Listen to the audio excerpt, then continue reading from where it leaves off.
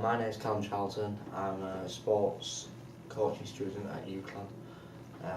The module that I'll be looking at in this presentation is club and volunteer development, and this is a second assessment which looks at the reflections on my own personal experiences whilst volunteering with a couple of local clubs in the community.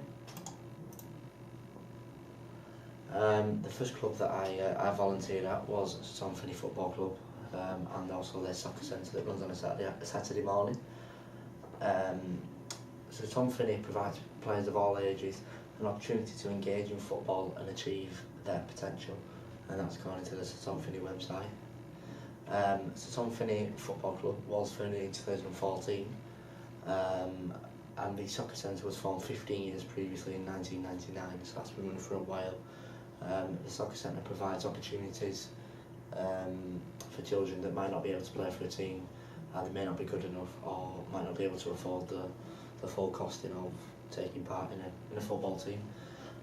Both the Thompfini Football Club and the soccer centre have both received Charter Standard Awards in 2015 and 2005 respectively. The club was awarded Preston Community Club of the Year in 2015 and the Lancashire Club of the Year in 2016. Co-founder Kath Mason was voted the FA National Volunteer of the Year for 2015, which just goes to show what sort of people they have at the club. In both the soccer centre and the football club, they have approximately 70 volunteers across the board that help out with a variety of different teams. And they intend to increase the number of volunteers to over 80 volunteers by the start of the 2017-2018 season. The structures of the Thompfini Football Club and Soccer Centre, they are a registered children's charity, number 1105246, and that's according to the Thompfini Soccer Centre website. Both the football club and soccer centre are run by two different organisations. The Board of Trustees and committee meet every 3 months for the soccer centre to iron out any issues that they have, or if they feel that any of the players need to go up into the football club to progress as players. And the committee for the football club meet every month, whether that be to sort out fixtures, transport, fundraising events, if there's any problems, or if they think they can help out each other in their coaching ways, for example. All meetings and the running of the club are monitored closely by Kath and her husband Peter Mason, both co-founders of the club, so they keep a close eye on everything that goes on. So there's no bad experiences or anything like that goes on within the club. The second club that I did my voluntary hours with was back in my hometown of Bolton with Bolton Lads and Girls Club. Bolton Lads and Girls Club are one of the biggest youth centres across the UK, welcoming young people aged 8 to 19 years of age, and up to 8 to 19 years old and up to 21 for youngsters with disabilities, and that's according to the Bolton Lads and Girls Club website. Bolton Lads and Girls Club have around 15 teams ranging from under 7s through to the veterans, which is over 35s team. They play in a variety of leagues. They predominantly take part in the Bolton Bury District Football League on Saturday morning, although their under 21 team compete in the Lancashire Sunday Football League. Both teams have been the under 21 team have been very successful across Lancashire, with a broad range of players who are both referees and aspiring to be coaches. The structure of Bolton Lads Girls Club, although it looks quite complicated, it is quite easy to understand when you break it down. The committee board is made up of 14 members, so you've got 8 directors, as you can see at the bottom here, 1 chief executive, a treasurer, 1 secretary, a vice chairman, a chairman and a club president. And Bolton Lads and Girls Club is also a registered charity, and their number is 1051292. And according to the Bolton Lads and Girls Club website, none of their income is guaranteed. They solely rely on support from our patrons, supporters and fundraisers to keep our doors open on a daily basis. So this just goes to show how important volunteers are, not just the Bolton Lads and Girls Club, but to the youth club and to the people who take part within the youth club. Looking at the thoughts and feelings that I had throughout my time at Bolton Lads Girls Club and to Tom Finney, there was a great sense of leadership. In my time at Bolton Lads Girls Club, I was asked if I wanted to lead the warm up in one of my first sessions, which was very, I wouldn't say challenging, but it was a little bit different with the group that I was working with. They tended to respond well to this. Setting up in terms of the pitch and training, so on game days, you know, putting the goal posts in, putting the corner flags in, and then at training sessions, marking out the area for the cones, getting all the equipment together, making sure that everything's right for the coach. And in particular, I also, in previous experiences, have worked with people of specific positions. As my position, or my favourite position, is a goalkeeper, I tended to work specifically with goalkeepers and provide them with the bit of training that I've picked up, and try and pass some of my tips and skills up onto them to try and develop them as players. And according to All Boyle 2015, previous research in sports coaching and leadership suggests that coaches have a significant role in influencing their athletes, in particular youth athletes, mainly through the attitudes, values and beliefs they emphasise. Another feeling was success, whether that be any of the teams winning a game competitively, being told well done by the coach, or good work by the parents. You know, feedback from the parents and the coach is very important when volunteering. Something you know how you can develop and where you can go from there. According to Miller 2009, successful teams are comprised of people with purpose, vision and skill. Winning teams are groups of people who are wisely led, motivated to work hard, work together and preserve to make something meaningful happen. So this shows that success isn't just an individual effort, although it can be, with it being football related, it tends to be more of a group effort. So as an assistant coach, for example, as what my role as a volunteer tended to be, I was working in a team with the coach, and you know, both of us working together and then working with the parents to see, you know, if there was any problems, and then we was working with the players to see what we could do better, if there's anything that we could work on. And Ford 1999 gives a simple definition of success as do all or most of the kids turn up next year. And although coaching and volunteering doesn't tend to be each year, you know, in terms of a yearly cycle, you could relate this to the success of my volunteering process of being, do the kids turn up next week, do they turn up for the game, do they go home with a smile on their face.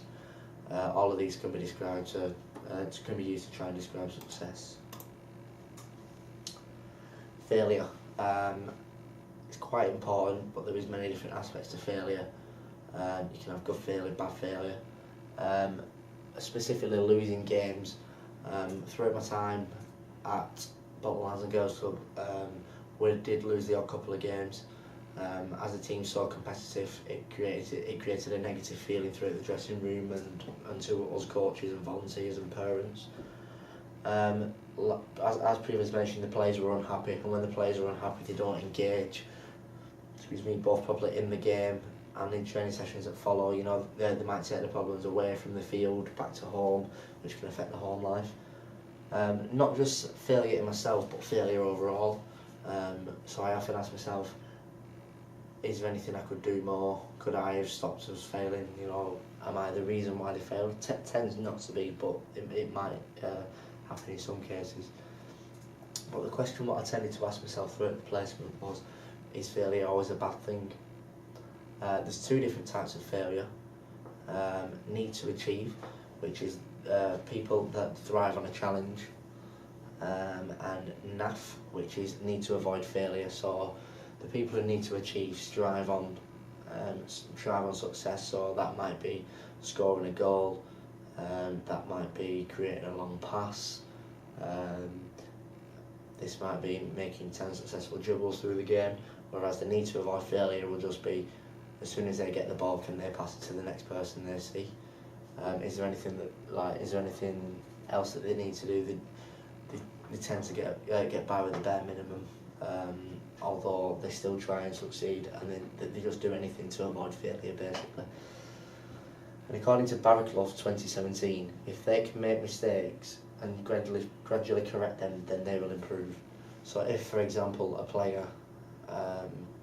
if a player makes a mistake, can they learn from that next week? Or me as a volunteer, if I set up the pitch the wrong way, would I be able to correct that next week? Is there a reason why?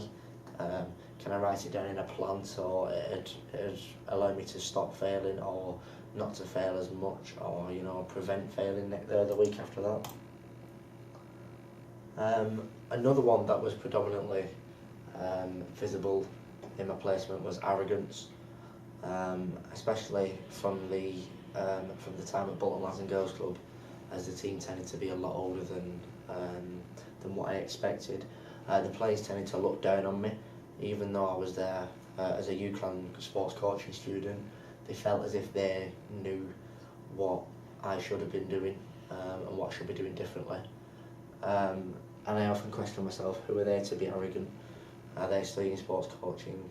But everybody's entitled to their opinions. Zlatan Ibrahimovic once said, "I could not help but laugh at how perfect I am," and that's according to the Telegraph in 2017. This quote, I think, is very important, because if you look at Zlatan Ibrahimovic as an example, who is watched by millions and millions and millions of people week in, week out, what sort of impression is that giving children of 8 or 10 or any age in grassroots football, if they look at him and think, what, if he can do it, so can I? And I think that's giving the wrong impression to both volunteers, coaches and parents and players. Frustration. This is one of the things that tends to show most when you tend to be working with footballers. But in terms of my voluntary work, I often ask myself, why can't I do more? Is there a reason why I'm only doing the warm-up? Why can't I do my own drill? Why can't I lead the whole session? Also, I was asking myself, what's standing in my way? Is there anything stopping me? Sometimes there will be things stopping at me, which I will go on to talk about in the presentation, including qualifications, for example. But I was also thinking, why won't they listen? As much as I want to progress as both a coaching student, as a volunteer, as a coach, why won't they listen, and why won't they let me help and try and put my ideas across? And weirdly, I also thought to myself, how old am I again? I felt like I was one of the children that was being coached and not the one that should be helping out to coach the children. And according to teachp.com, ego-orientated, the definition of that is they measure their success on beating others and being the top competitor. And this is relatable to me as a volunteer, as I want to be the top competitor, I want to be the top volunteer of the club. Going back to Sir Tom Finney Football Club, as there's over 70 volunteers, I want to be number one in that order. And if there's anybody in my way, what do I do to get past them? How can I be better than them? Is there anything that they do that I don't do? Unworthy was another feeling. I often thought to myself after I got back, why am I even here? What's the point of me being there? Also, sometimes, even when the weather wasn't good and I was just stood around not doing anything, I also thought to myself, what's the point? Do I really need to be here? According to Martin's 1996, de-emphasise winning and re-emphasise attending personal goals. This principle is a key to meeting athletes' needs to feel worthy. So, for example, if my voluntary placement wasn't all about the results that I would be getting, as in terms of how do the team perform on a Saturday or a Sunday or whatever time they play, and trying to de-emphasise winning and just everybody getting along and everybody working together rather than the actual winning. I think that'd probably improve the all-round feeling around the club and around the placement I was going through. Relief. Relief was a feeling that didn't really tend to crop up a lot, although when it did feel very important. I often thought to myself after the game what result that was. Relieved that the result went that way when we was under pressure. We coped with the pressure as a team. As a coach, you know, pressure happens here, there and everywhere without you probably even realising. An example of this was at Bolton Lads and Girls Club when we expected the weather to be dry outside, so we planned to have an outdoor training session, and then half an hour before the weather turned sour outside and we had to have a plan B to go inside. Sometimes people don't have plan Bs, but it's very important as a volunteer and as a coach to have a plan B just in case something does go wrong. Responsibility as a volunteer and as a coach comes huge responsibility. As previously mentioned, being trusted with the warm-up in my first few weeks of being on the placement at Bolton Lads Club and Sir Tom Finney. This meant that I was able to know what to expect from the next few weeks. But then I was also questioning myself, why haven't I progressed from the warm-up? It's week 3. Going back to the things previously mentioned about the constraints, you know, things that were stopping me from progressing. Being promoted to a coach for one game due to an absence. So when volunteering, one of the assistant managers wasn't there, so therefore I had to try and fill in a spot, which personally I think I did well. According to the parents, I did the best that I could, and the team found it beneficial. And according to topendsports.com 2017, in relation to sports, the role of the coach is to create the right conditions for learning to happen and to find ways of motivating the athletes. So if, for example, people don't enjoy where they're playing, you know, they don't like the surroundings, then it's up to the coach to find an alternative which will benefit the team and get the team playing and working together properly and getting the results. Teamwork is the most important thing. Although the volunteering placement was a individual placement, I tended to work with different coaches, both at Bolton Lads and Girls Club and at Sir Tom Finney, and in my previous experiences before my time at UCLAB, with Little Lever Football Club and Mossbank Football Club. I was working with a range of coaches. As I did my placement with 2 different teams, I was working with different players. But also different times I was working with the same group of players, maybe 2 weeks at a time, 1 week at a time. That all depended on where I could get to. According to McEwen and Beecham in 2014, highly effective teams, quite simply, are able to accomplish things, i.e. their objectives, that less effective teams are unable to do so. So that quote just shows that teamwork is the most important thing if you want to achieve your goals. The opportunities that I had from a placement, or have arisen from my placement, is that on the 26th of February, starting my level 1 coaching football at the Lancashire Football Association. It's important to get this done, as it has been something that's hindered my progress in the past and in my placements. An example of this would be at Sir Tom Finney. I wasn't physically allowed to complete an actual training session myself, as 1, I wasn't CRB checked, and 2, I hadn't received that qualification. Once qualified, I'll be able to work with my own teams, set up my own teams, work with different teams, and hopefully be able to climb up the coaching football ladder.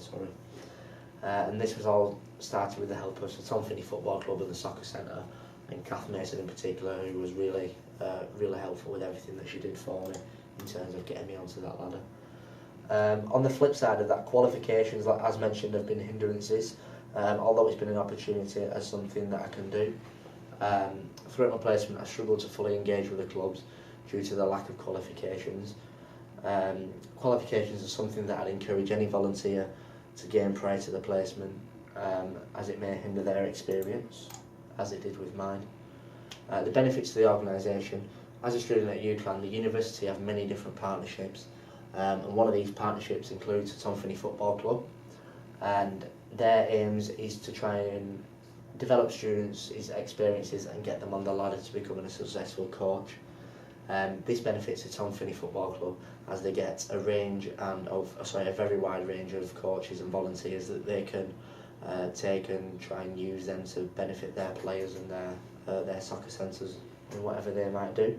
And it benefits students as it can sometimes work together and pass on their own ideas to discuss each other's coaching styles and find out how each other can improve and try and work from that. The benefits to myself and participants, is that the benefits to myself over the placement have to be an open idea of what it takes to become a coach.